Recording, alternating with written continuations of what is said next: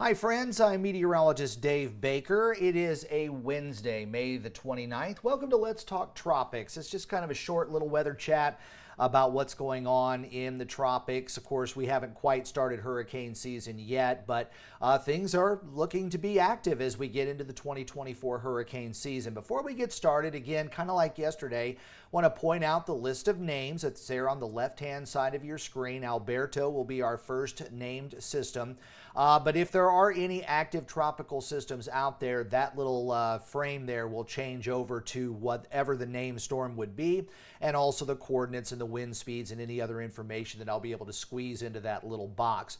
Now, yesterday we did talk a lot about the hurricane forecast, and I'm going to go over the hurricane forecast again for just a little while. But if you really want to hear more of the details of how meteorologists at NOAA as well as Colorado State came up with their forecast, I suggest you go back to the channel sometime later today and watch Tuesday's version of Let's Talk Tropics. Now, it's a really long video. It's 28 minutes long, and unfortunately, the audio kind of dropped off for the last 3 minutes. I had an overzealous mouse that happened to hit the mute button on here. But anyway, you didn't miss much when the audio went away. I was talking about a little bit of wind shear, and then, of course, the YouTube shameless plug of like this video and subscribe and all that stuff. So you didn't miss a whole lot. So we're just going to go ahead and start with the Colorado State University forecast, just with the numbers here real quick. They're forecasting 23 named storms, with 11 of those becoming hurricanes and perhaps 5 of those becoming major hurricanes. And major hurricane is defined as a category 3 or higher. And as you can see, the average over the last 30 years, 14, 7, and 3, basically. So they are forecasting a season that is well above normal. And NOAA's 2024 Atlantic Hurricane Season Outlook came out about a week and a half ago, and they are also going with an above normal season with up to 25 named storms and perhaps 7 of those becoming hurricanes. So we're going to be talking about the possibility of some very strong systems that could be moving across there. And again, we are going to be looking out for the possibility of those bigger hurricanes that are going to be occurring out there. So again, I do want you to be aware. Don't be scared that the hurricane season is forecast to be something quite strong, or quite busy rather, but I do want you to be prepared at the same time. And I will say that over the last couple of weeks, with some of these big thunderstorms that have come through, it kind of gave everybody a chance to take inventory of what they had, especially when it came to the power outages. So maybe these severe weather outbreaks that we've had over the past couple of weeks might be a blessing in disguise and get some folks to really get their act together and be ready for any hurricanes or tropical storms that would come by later on this season. So if you want to look more about the hurricane season outlook forecast and how these folks came up with these numbers, check out Tuesdays. I'll leave a link in the description a little bit later on.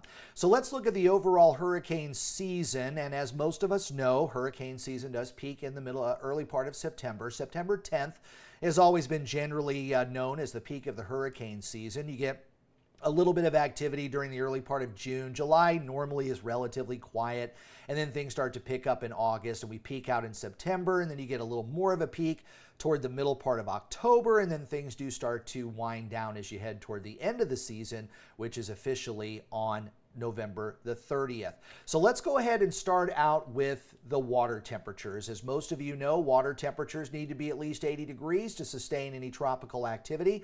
The map that we're looking at here is the water temperature anomaly. So it's basically telling us where the waters are warmer or cooler than average for this week. And one of the areas that we tend to look at here, of course, is the Atlantic Basin. This is the development zone, and you can see everything's in the orange and red. So we are talking about water temperatures that are above normal for this time of the year. And also, we talked a little bit yesterday about El Nino, La Nina, and the waters off the coast of the Pacific Ocean there from South America are trending in a cooler direction, which would indicate that we could be heading into a La Nina pattern. And if we do, and if it peaks out during the peak of the hurricane season, there's possibility that could increase the number of tropical systems that would develop. So let's take a little closer view at some of the water temperatures and whether they're above or below normal. You can see here western part of the Gulf of Mexico, which is right in our neighborhood, well above on there, also right around the peninsula of Florida. Those water temperatures are quite high as well. And as I said, pretty much the entire Atlantic Basin is above normal for right now. So we're going to be able to sustain any tropical systems that might want to develop. And the actual water temperatures here over the near, let's say, the Gulf of Mexico, our neighborhood, the Gulf of Mexico and the Caribbean, all of those water temperatures are well over 80 degrees. In fact, we've got some temperatures that are a little closer to 90 right there along the Florida Peninsula. So just about anything that would try to develop, at least when it came to the basic water temperature, it should be able to sustain itself because those temperatures are all over 80 degrees. So let's talk about the early part of the hurricane season once again. Areas that are shaded in red are the development zones during the month of June. So the western Gulf, Bay of Campeche, western and southwestern portion of the Caribbean Sea, and from the Bahamas stretching out to around the Virgin Islands. Now, this is where most tropical systems during the month of June are born, and then the arrows would indicate the general direction any of those systems would move. So we're really concerned more with the western part of the Gulf of Mexico and the western part of the Caribbean Sea, because sometimes what happens is those can develop and move in our direction. So that's something that we want to not see here over the next several days, because sometimes these tropical systems can go ahead and squeeze on through the Yucatan Channel and get into the Gulf of Mexico. So as we look at the Gulf of Mexico satellite, really is kind of a pretty day over most of the Gulf, but we've got some cloud cover here over the western part of the Gulf of Mexico. That was associated with some thunderstorms that rolled offshore over South Texas and western or eastern Mexico yesterday. And of course, we had the bigger thunderstorms that were across Acadiana yesterday afternoon. A few thunderstorms have come in over northeast Texas and are heading across a northern portion of Louisiana. Looking at the big picture on the tropical satellite, the entire Atlantic, we've got a tropical wave that's coming off the African coast, which is a little unusual for the early part of the hurricane season. That's just off to the right of this image, but there's a tropical wave here over the central Atlantic. There's a tropical wave here along the coast of South America, and then we've got another tropical wave that's over the western part of the Caribbean that's generating some showers and thunderstorms over the southwestern part of the Caribbean near Central America. So as we look at the closer view of Central America, you can see there is this flare-up of thunderstorms here along the Nicaraguan, Panamanian, and the El Salvador, or the Costa Rican coast rather, and you get this area to look a little interesting, but we've got a lot of wind shear up here, and then we've got land over here, so it just doesn't have a lot of wiggle room nor enough time to develop. Now, there is a chance that this is going to go ahead and move off toward the west and probably cross into the Pacific Ocean. Will it become a tropical system over there? That is yet to be seen. The rest of the Caribbean so far is looking okay.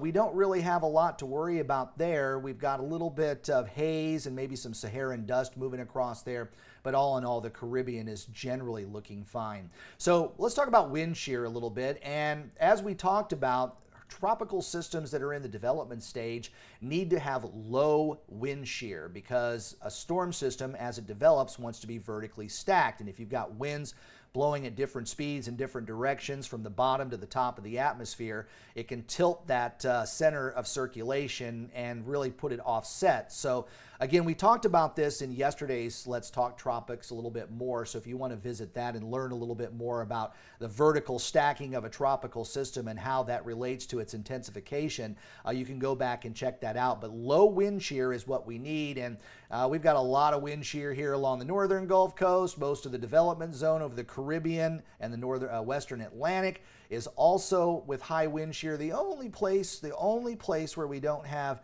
any high wind shear is that area where we were looking near Central America. But as I said, there's wind shear to the north and there's land to the west, so it just doesn't have a lot of wiggle room to develop. Also want to show you one other graphic. Now, we don't necessarily use this on days like today, but I wanted to give you a little explanation. This is one of the tools that we have when there is an active tropical cyclone out there, and whether or not it would run over an area that could potentially give it the chance for rapid intensification. And this is called the tropical cyclone heat potential.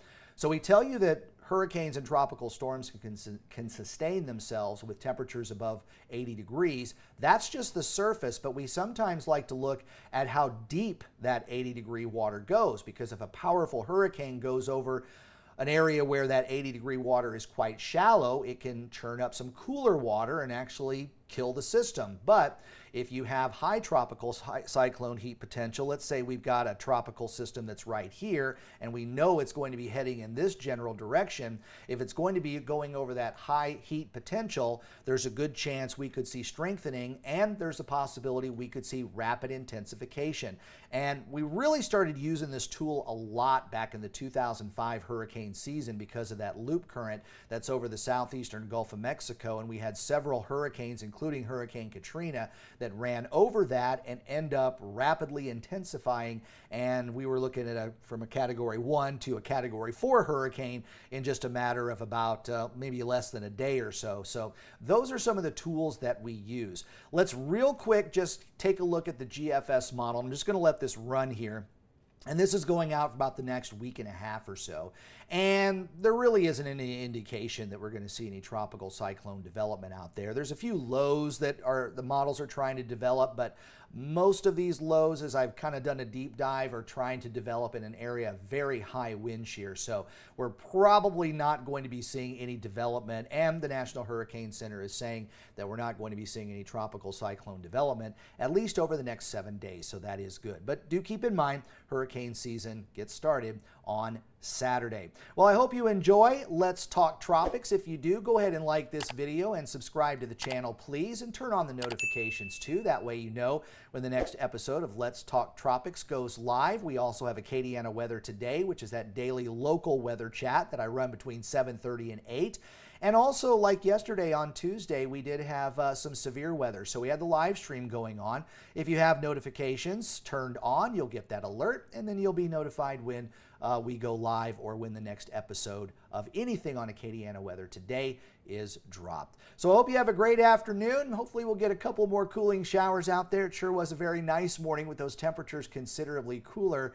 And I hope you enjoy your day, and I will see you tomorrow morning on Acadiana Weather Today, again sometime between 7:30 and 8 o'clock. Between now and then, make sure you like the video, subscribe to the channel, and turn on those notifications. I'm meteorologist Dave Baker, and I hope you enjoyed Let's Talk Tropics.